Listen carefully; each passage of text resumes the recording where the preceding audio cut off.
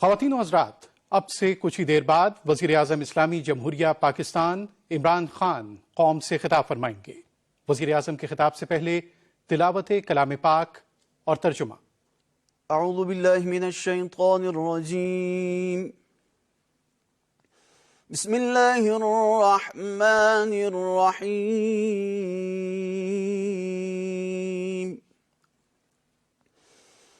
یا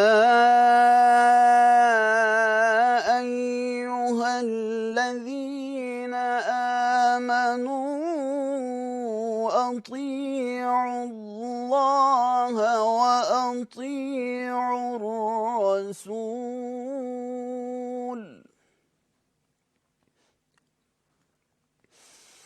أطيعوا الله وأطيعوا الرسول وأولي الأمر منكم فإن تنازعتم في شيء فردوه إلى الله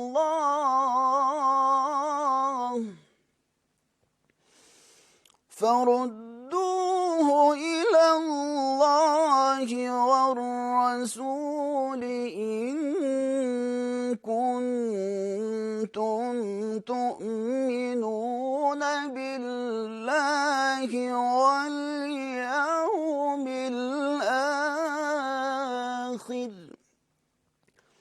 ذلك خير وأحسن تأويلا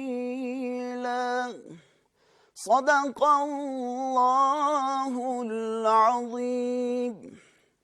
ارشاد باری تعالیٰ ہے، مومنو خدا اور اس کے رسول کی فرما برداری کرو، اور جو تم میں سے صاحب حکومت ہیں ان کی بھی، اور اگر کسی بات میں تم میں اختلاف واقع ہو تو اگر خدا اور روز آخرت پر ایمان رکھتے ہو تو اس میں خدا اور اس کے رسول کے حکم کی طرف رجوع کرو، یہ بہت اچھی بات ہے اور اس کا مال بھی اچھا ہے۔ وآخر دعوانا ان الحمدللہ رب العالمین۔ خواتین و حضرات، وزیر اعظم اسلامی جمہوریہ پاکستان۔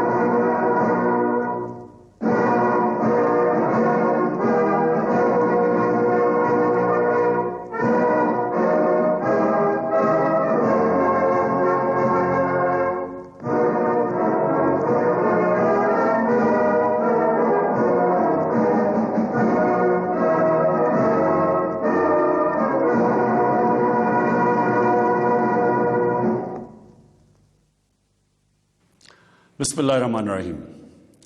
ایاک نعبد و ایاک نستعین۔ میرے پاکستانیوں، یہ جو پچھلے ہفتے حالات ہوئے، افسوسناک حالات، اس کی وجہ سے میں نے فیصلہ کیا کہ میں آپ کے سامنے آؤں۔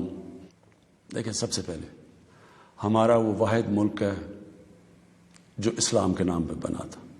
اس کا نعرہ کیا تھا؟ پاکستان کا مطلب کیا؟ لا الہ الا اللہ۔ اس ملک کے جو لوگ ہیں، اور میں سارا پاکستان پھرا ہوں، چاہے وہ گناہ گار ہوں، چاہے وہ اپنے دین پہ صحیح معنی پہ عمل کریں یا نہ کریں، لیکن ہمارے نبی صلی اللہ علیہ وآلہ وسلم لوگوں کے دلوں میں بستے ہیں۔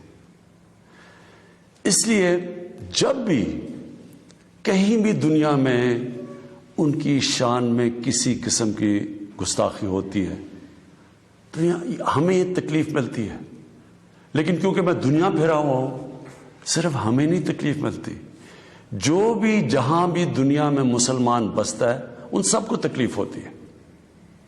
اب پچھلے ہفتے اور یہ جو افسوسناک حالات ہوئے, ایک جماعت نے ایسے کہ ان کو شاید باقی پاکستانیوں سے زیادہ پیار ہے اپنے نبی سے. دیکھیں, وہ جو ٹی ایل پی کا جو مقصد ہے جس کی وجہ سے وہ لوگ باہر نکال رہے ہیں, میں آپ کو یقین دلاتا ہوں کہ وہی میرا مقصد ہے, وہ میری گورنمنٹ کا مقصد ہے. ہم بھی انہی کی طرح چاہتے ہیں کہ دنیا میں کسی ملک میں ہمارے نبی کی شان میں گستاخی نہ ہو. صرف ہمارا طریقہ کار فرق ہے. ٹی ایل پی کا کیا طریقہ کار ہے اور میری گورنمنٹ اور میرا جب سے ہم آئے ہیں ہم کیا کوششیں کر رہے ہیں کہ دنیا میں یہ گستاخی نہ کی جائے ان کی شان میں, وہ یہ ہے. ٹی ایل پی یہ کہہ رہی ہے کہ جو فرانس میں ہوا, فرانس کے ایمبیسڈر کو واپس بھیجا جائے, ان سے سارے رابطے ختم کر دیے جائیں. ہماری جو گورنمنٹ کا طریقہ کار ہے وہ میں ابھی آپ کو تفصیل سے بتاتا ہوں, لیکن مقصد ہم دونوں کا ایک ہی ہے. وہ بھی یہ چاہتے ہیں کہ کسی قسم کا کسی ملک میں کسی کی ضرورت نہ پڑے کہ ان کی بے حرمتی کی جائے. ہمارا بھی وہی مقصد ہے. تو میں آج ذرا طریقہ کار کے اوپر بات کرنا چاہتا ہوں.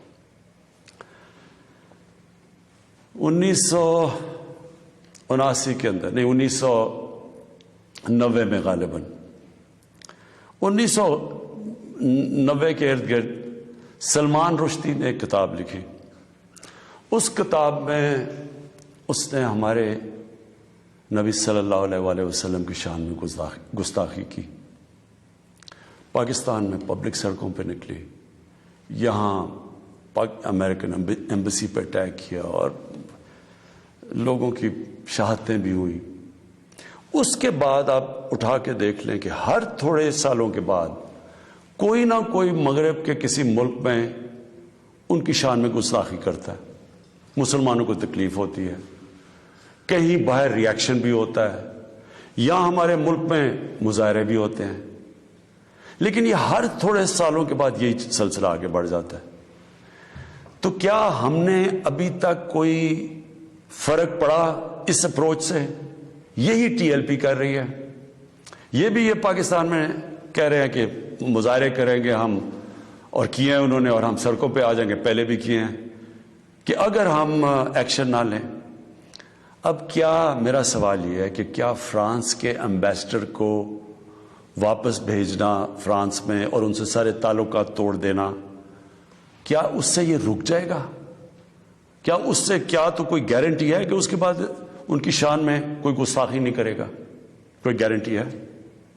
میں مغرب کو جانتا ہوں, میں آپ کو گارنٹی کرتا ہوں کہ اگر آپ یہ کریں گے, اگر ہم یہ کریں پاکستان, تو اس کے بعد کسی اور یورپین ملک میں یہی ہوگا, آزادی کے رائے پہ نام پہ. وہاں انہوں نے یہ ایک آزادی رائے کا ایشو بنایا ہوا ہے. اس کے نام پہ وہ کہیں گے اچھا آزادی رائے کی وجہ سے انہوں نے یہ کیا, ہم بھی یہ کر رہے ہیں, وہ بھی کوئی گستاخی کریں گے. کیا پھر اس کے ایمبیسڈر کو بھی ہم واپس بھیجیں گے؟ اور 50 مسلمان ملک ہیں, کوئی بھی اس طرح نہیں کر رہا, کوئی وہاں کہیں مظاہرے نہیں ہوئے, وہ بھی نہیں کہہ رہے کہ ایمبیسڈر کو واپس بھیجو. تو اس کا پہلے تو کوئی فرق نہیں پڑنا لگا فرانس کو. لیکن میں آپ کو یہ بتاؤں پاکستان کو کیا فرق پڑے گا. سب سے بڑا فرق یہ پڑے گا ہمارے ملک کو کہ بڑی مشکلوں سے ہماری معیشت اٹھ رہی ہے. بڑی دیر کے بعد پاکستان کے اندر انڈسٹری اوپر جا رہی ہے, لارج اسکیل انڈسٹری بڑی دیر کے بعد اٹھ رہی ہے, نوکریاں مل رہی ہیں لوگوں کو. ہمارے ملک میں دولت میں اضافہ ہو رہا ہے, ہماری ایکسپورٹس بڑھ رہی ہیں, ہمارا روپیہ مضبوط ہو رہا ہے. بڑی دیر کے بعد روپیہ مضبوط ہوتا جا رہا ہے. جب روپیہ اوپر جاتا ہے تو مثلا پیٹرول اور ڈیزل سستا کیا ہے, باہر کی جو چیزیں ہم منگواتے ہیں وہ سستی ہونی شروع ہو گئی ہیں. جب ہم فرانس کے एम्बेसडर को वापस भेज के ताल्लुकात तोड़ेंगे उनसे। इसका मतलब कि यूरोपियन यूनियन से हम ताल्लुकात तोड़ेंगे। इसका मतलब क्या कि जो हमारी आधी टेक्सटाइल की एक्सपोर्ट्स हैं वो यूरोपियन यूनियन में जाती हैं, तो इसका मतलब आधी हमारी टेक्सटाइल एक्सपोर्ट्स वहीं खत्म हो गई। इसका मतलब बेरोजगारी, फैक्ट्रियां बंद हो जाएंगी।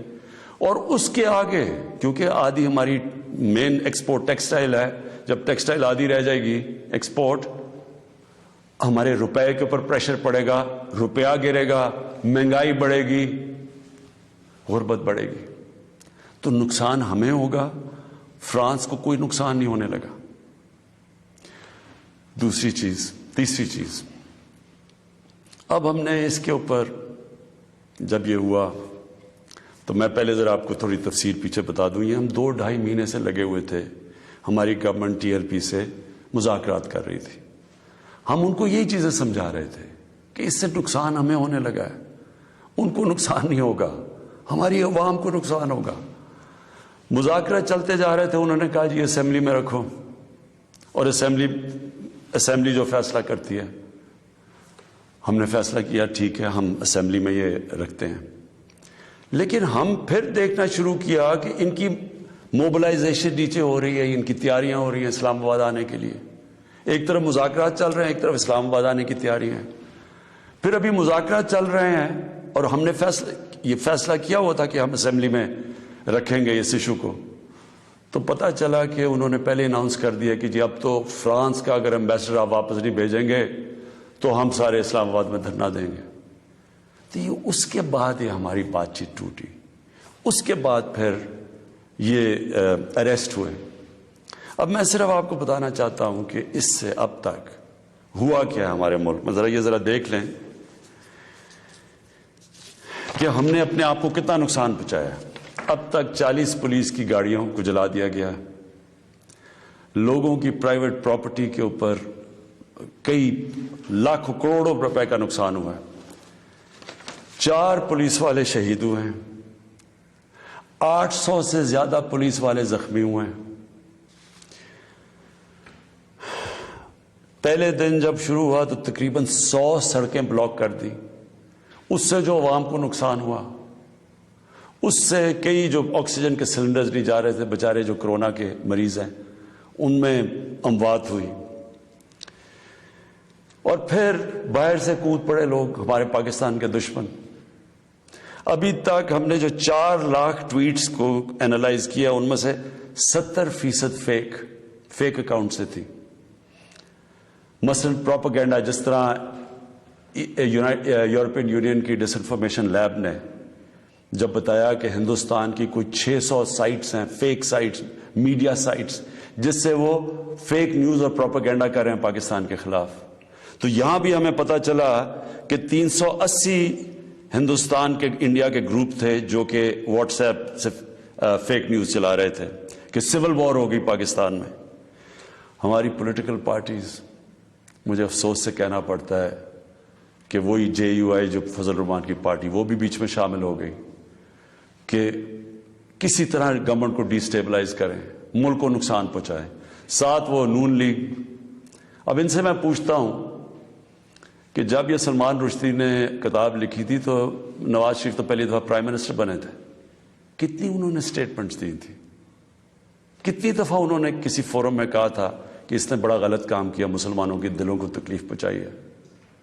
कितनी दफा किसी भी मुसलमान हेड ऑफ स्टेट ने किसी इंटरनेशनल फोरम पे इस पे बात की थी। तो आज इनके साथ मिल गए हैं सिर्फ इंतशार फैलाने के लिए। देखें, अब ये मैंने आपको बताया कि एक अप्रोच है कि अपने मुल्क में मुजाहरे करो, अपने मुल्क को नुकसान करो, कोई फर्क नहीं पड़ता फ्रांस को, अच्छा एम्बेसडर वापस भेज दो, कोई फर्क नहीं पड़ता। अब ये सुने कि मेरी अप्रोच क्या है। मकसद तो हमारा एक ही है। हम क्या चाहते हैं कि हम ये चाहते हैं कि ये जो हर थोड़े सालों के बाद हमारे दिलों को तकलीफ पहुंचाई जाती है, इसकी दूसरी अप्रोच क्या है, ये अब सुने मेरी अप्रोच क्या है। देखिए, मैं फिर से आपको बताता हूं, मगरिब को मैं सबसे बेहतर समझता हूं, मेरी बड़ी जिंदगी गुजरी है वहां, मैं उनकी सोच को जानता हूं। دیکھیں سب سے پہلے جو کوشش کرنی چاہیے جو ہم نے کی ہے، اور میں ابھی بتاتا ہوں ہم نے کیا کیا کوشش کی ہے. اچھا میں یہ ذرا پہلے بتا دوں، سب سے پہلے جون 2019 میں 14ویں جو سمٹ تھی OIC کی، وہ پہلی دفعہ جا کے میں نے اسلاموفوبیا کی بھی بات کی، اور میں نے یہ بات کیا کہ جو مغرب کے اندر ہمارے پیارے نبی کی بے حرمتی کی جاتی ہے، کہ ہم سب مسلمان ملکوں کو مل کے ہم ایک پلان کرنا چاہیے، کہ اکٹھا اپروچ کرنا چاہیے، کہ ان کو سمجھانا چاہیے مغرب کو. دوسرا میں نے پھر جب سپٹمبر 2019 میں یونائٹڈ نیشنز کی جنرل اسمبلی میں گیا، ادھر میں نے یہ اٹھایا دونوں چیزیں، اسلاموفوبیا کی بھی بات کی. اسلاموفوبیا کا کیا مطلب ہے؟ اسلام کے خلاف نفرت، اور اس نفرت کے اندر ایک یہ ہے کہ وہ ہمارے نبی صلی اللہ علیہ وسلم کی شان میں گستاخی کرتے ہیں. تو یہ ایک ہی چیز اکٹھے کرتے ہیں یہ. تو ادھر میں نے بات کی یونائٹڈ نیشنز میں. پھر اگلے سال جو 2020 میں یونائٹڈ نیشنز کی جنرل اسمبلی ہوئی، پھر میں نے اسلاموفوبیا کی بات کی، اور میں نے کہا کہ یہ کس طرح 1.25 ارب لوگوں کو تکلیف پہنچائی جاتی ہے. پھر یونائٹڈ نیشنز کی ہیومن رائٹس باڈیز کے اندر اور کمیشن میں میری گورنمنٹ نے مسلسل اسلاموفوبیا کی بات کی. پھر میں نے فیس بک کا جو CEO ہے مارک زکربرگ، میں نے اس کو خط لکھا کہ کیسے فیس بک کو استعمال نہیں کرنا چاہیے اسلاموفوبیا کے لیے.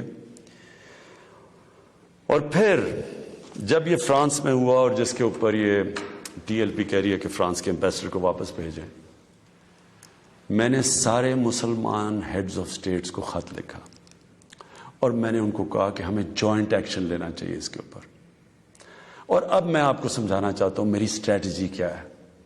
اسٹریٹجی یہ ہے کہ ہم سارے مسلمان ملک کے جو ہیڈز ہیں، ہم مل کے مغرب کے فورمز میں، یورپین یونین میں، یونائٹڈ نیشنز میں، ہم ان کو یہ بتائیں کہ کیوں ہمیں تکلیف ہوتی ہے جب یہ آزادی رائے، فریڈم آف سپیچ کے نام پہ یہ جب نبی صلی اللہ علیہ وسلم کی شان میں گستاخی کرتے ہیں. کیونکہ ان کو اس چیز کی سمجھ نہیں ہے. مغرب کے اندر ان کے جو پیغمبر ہیں ان کو اس طرح نہیں، ان کا پیار اور عشق جس طرح ہمارا ہے، ہمارے نبی سے ہے، ان کو اس طرح کا نہ، ان کی اس طرح کی عزت کرتے ہیں. اور وہاں بلکہ وہ دین کو ان کے اتنے قریب نہیں ہے جس طرح ہم اپنے دین کے قریب رہتے ہیں. اس لیے ہمیں ان کو سمجھانا پڑے گا، اور سمجھائیں گے جب ہم مل کے اکٹھے کلیکٹیولی مسلمان دنیا کے ہیڈز آف سٹیٹس جب ہم بات کریں گے، جو میں یہ ہر جگہ جن فورمز پہ کہتا گیا ہوں، تب اس کا اثر ہوگا.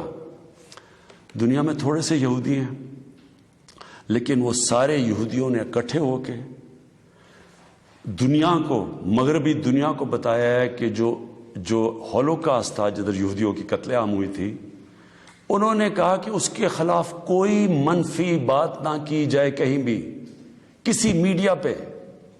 آج کہیں بھی، آج مغربی میڈیا کسی ملک میں ہولوکاسٹ کے خلاف کوئی بات نہیں کر سکتا. 4 یورپین ملک ایسے ہیں جدھر جیل میں ڈال دیتے ہیں اگر آپ ہولوکاسٹ کے خلاف کوئی منفی بات کریں. تو کیا ہم یہ نہیں ان کو باور کروا سکتے کہ ہمیں کتنی تکلیف پہنچتی ہے؟ اور یہ صرف، اور یہ ہم تب کریں گے جب ہم کلیکٹیولی مل کے کریں. اور میں آپ کو یقین دلاتا ہوں، کیونکہ میں مغرب کو سمجھتا ہوں، ان کو سمجھ ہی نہیں ہے اس چیز کی. جب ہم پروٹیسٹ کرتے ہیں، جب ہم مظاہرے ہوتے ہیں، وہ سمجھتے ہیں مسلمان آزادی رائے کے خلاف ہے، اور وہ پھر بجائے اس کو سمجھنے کے، وہ پھر اور کوئی جان کے شرارت کرتے ہیں ہمیں تکلیف دینے کی. اس لیے پہلا تو یہ چیز ہے. اور دوسرا میں جو کہنا چاہتا ہوں وہ یہ، دوسرا طریقہ کیا ہے کہ جب ایک 50 مسلمان ملک مل کے یہ کہیں گے کہ اگر کسی ملک میں سے اس طرح کیا گیا تو ہم سارے مل کے ان کا ٹریڈ بوائیکاٹ کریں گے، ان کی ہم چیزیں نہیں خریدیں گے، اس کا اثر ہوگا. اس طرح ہم اپنا جو ہم مقصد ہے اس پہ پہنچ سکتے ہیں. میں نے آپ کو 2 مقصد بتائے. ایک یہ TLP کا مقصد ہے، ہم ساری زندگی بھی لگے رہیں، ہم اپنے ملک کو نقصان پہنچاتے رہیں گے، کبھی کوئی فرق نہیں پڑنے لگا ان کو. جو میں کیمپین کر رہا ہوں، میں آپ کو یقین دلاتا ہوں کہ یہی طریقہ ہے کہ انشاءاللہ ایک دن ان کو سمجھ آ جائے گی، اور وہ دن دور نہیں ہے. میں آج آپ سب کے سامنے کہتا ہوں کہ میں ذمہ داری اس کی لیتا ہوں. میں ہی اس کیمپین کو لیڈ کروں گا, لیکن میں انشاءاللہ اپنی قوم کو مایوس نہیں کروں گا, اپنے مسلمانوں کو مایوس نہیں کروں گا. ہم انشاءاللہ ان کو یہ ایک دن سمجھا دیں گے کہ جس طرح اگر وہ یہودیوں کے لیے سینسٹیو ہیں, ان کو تکلیف نہیں دینا چاہتے, تو ہم تو سوار اب مسلمان ہیں, ہمارے بھی دل ہیں, ہمیں بھی تکلیف ہوتی ہے. اور جیسے ان کو اس چیز کی سمجھ آ گئی, یہ ہم اپنا مقصد پہ پہنچ جائیں گے.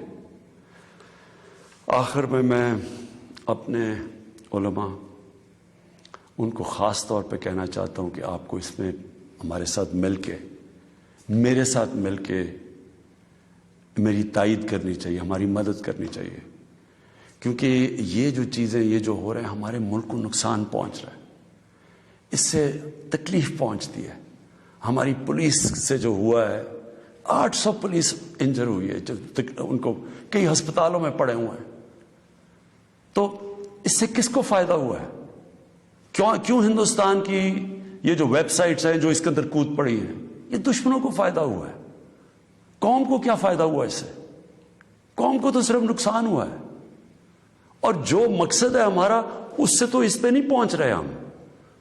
کوئی فرق نہیں پڑے گا کسی مغربی ممالک کو جو مرضی ہم اپنا ملک کا نقصان کریں. جرم کہیں اور ہو, ہم اپنے اوپر خود کش حملہ کر دیں. یہ کون سی عقل اور سمجھ ہے؟ تو میں آپ سب کو کہوں گا, اپنی قوم کو کہوں گا کہ یہ ٹائم ہے اکٹھے ہونے کا. ہمارا ملک بڑی مشکلوں سے ایک اس طرف نکل رہا ہے کہ ہم اب اوپر آنے والے ہیں. ہماری معیشت اٹھ رہی ہے, لوگوں کو روزگار مل رہا ہے, ہمارا روپیہ مضبوط ہو رہا ہے, ہمارا ملک کا ڈائریکشن ٹھیک ہے. تو یہ ٹائم اپنے ملک کو نقصان پہنچانے کے لیے نہیں ہے. یہ صرف ہمارے ملک کے دشمن ہمیں نقصان پہنچائیں گے. ہم سب کو اب اکٹھے ہو کے اللہ کا شکر ادا کرنا چاہیے کہ ہم یہ 2 سال بڑے مشکل وقت سے گزرے ہیں. حالانکہ ہمارے پاس اس وقت کرونا کا ایک تیسرا ویو آیا ہوا ہے, اس کے اوپر ہمیں سب کو مل کے SOPs پہ چلنا چاہیے. اللہ سے دعا کرنی چاہیے کہ ہمیں اس مشکل سے بھی نکال دے, اور پھر اس کا شکر ادا کرنا چاہیے کہ ہم 2 سال کے بعد ایک قوم, ہماری معیشت اٹھ رہی ہے, تو ہم اس کو نقصان نہ پہنچائیں. پاکستان پائندہ باد.